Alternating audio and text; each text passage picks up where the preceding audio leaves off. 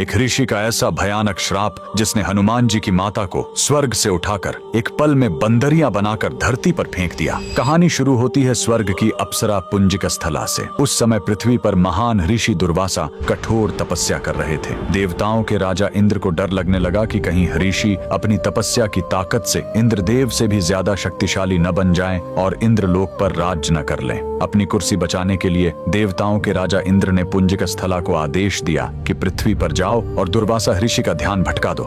इंद्र के आदेश पर वह ऋषि के आश्रम गए और उनकी तपस्या में बाधा डालने लगी। ऋषि दुर्वासा ने गुस्से में आंखें खोली और उसे श्राप दे दिया। तूने एक चंचल वानर की तरह हरकत की है, जा पृथ्वी पर तेरा चेहरा भी वानर जैसा हो जाएगा। अप्सरा ने रोते हुए ऋषि के पैर पकड़ लिए। तब ऋषि ने दया दिखाई और मुक्ति का उपाय बताया। जिस दिन तुम भगवान शिव के 11वें रुद्र अवतार को जन्म दोगी, तुम वापस अप्सरा बन जाओगी। इसी श्राप के कारण उस अप्सरा ने पृथ्वी पर वानर राज कुंजर के घर बेटी के रूप में जन्म लिया, जिनका नाम अंजना पड़ा। बड़ी होने पर उनका विवाह महान वानर योद्धा केसरी से हुआ, लेकिन श्राप से मुक्ति पाने के लिए उन्हें एक पुत्र की आवश्यकता थी। इसलिए माता अंजना ने हम्पी के इसी अंजनाद्रि पर्वत पर भगवान शिव की घोर तपस्या की। सालों की तपस्या से शिव जी प्रसन्न हुए और वायुदेव के माध्यम से अंजना के गर्भ में दिव्य शक्ति स्थापित की। और तब इसी पहाड़ी पर जन्म हुआ बजरंग बली का। हनुमान जी के जन्म लेते ही माता अंजना का श्राप टूट गया। आज कर्नाटक के हम्पी में स्थित